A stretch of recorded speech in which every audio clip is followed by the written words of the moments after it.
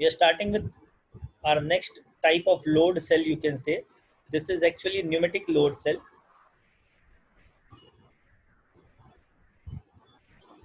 And you can even call this load cell as pneumatic load cell. This is actually the same thing which we are going to use in nozzle flapper transducer. So you can even call this thing as nozzle flapper transducer. This is actually used to measure force or displacement. Okay?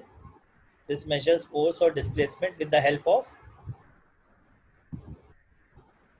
of you can say by using air. Okay, so what we are going to do in this is I'll just list down all the components of nozzle flapper transducer for you. Okay, so first of all, there will be some loading platform. You can see this is my loading platform. I've just drawn it very small, but it doesn't mean that this will be very small. Since the application of force is very less, so you can even have loading platform which is small. That is not an issue. So there will be some application of force. Okay. Next, this is called as flapper. Flapper is more like a collar only. Okay, so this is called as flapper. Then this is my flapper. Next thing is this is my collar. Okay, you can even say it as a collar. Okay. Next thing is this is my diaphragm.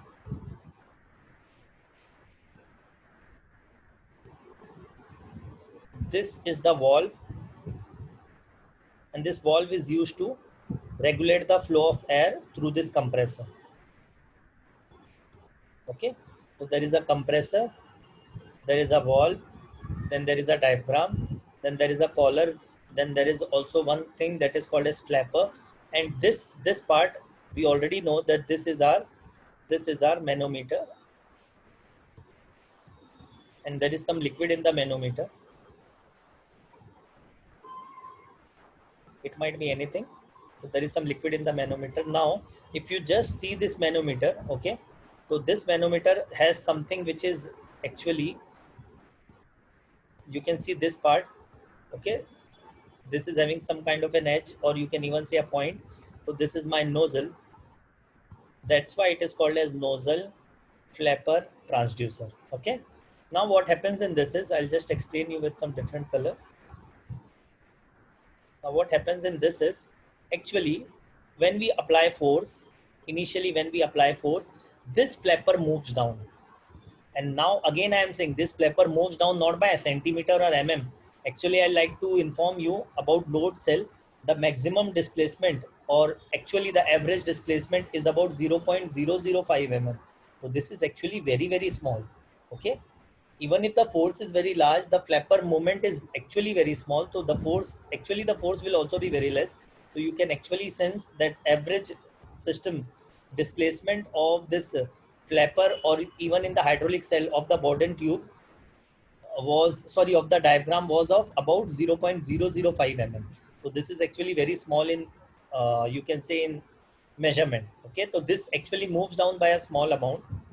Okay, when this collar moves down by a small amount, this when this collar moves down, okay, so actually I have shown, okay, yeah, when this collar moves down by a small amount, what happens is there is some force exerted. Okay, and this diagram, actually I would not like to tell you this as collar, I think I have mistaken it. This is a flapper second position.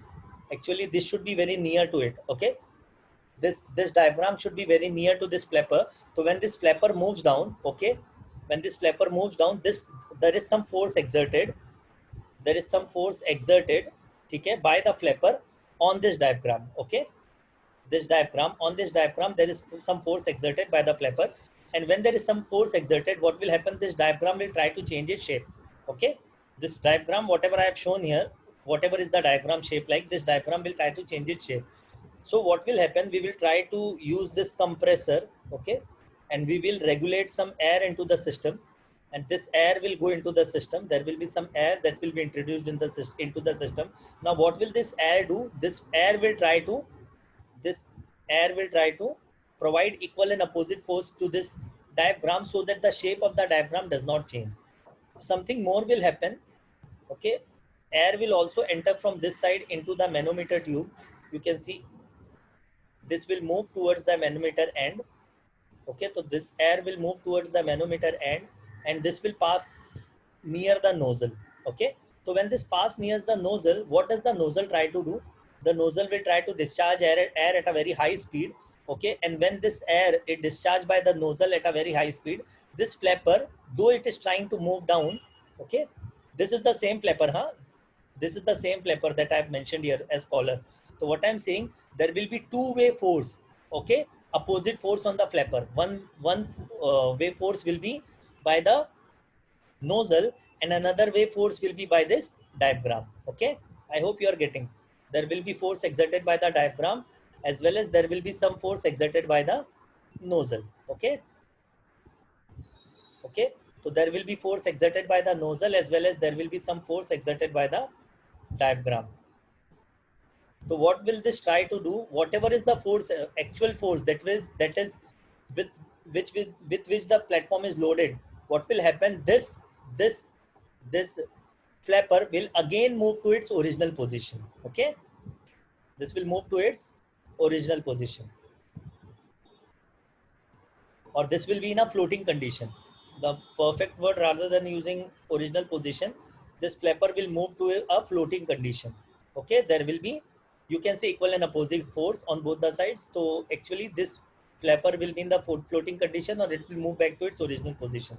So whenever there is some force exerted, now what I'm saying, the force exerted from this end, okay, and the force, actually whatever is the force that is exerted on this platform also, that is also given by this only.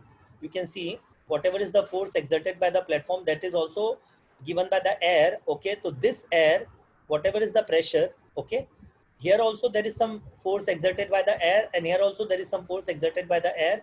So this will lead to some change in manometric liquid, okay, in the manometer level, in the manometric fluid of the manometer, and this will give us some kind of a displacement. Okay, and this can be used to measure the force. Okay, if you can measure pressure, then you can also measure force. Okay, okay, is it okay? One more thing, how will you get the area under consideration? If you want to, one second, if you want to get the area under consideration, that will be the area of contact of the flapper with the, if you want to measure pressure into area, if it is equal to force, then if you want to measure force, then area will be common area of contact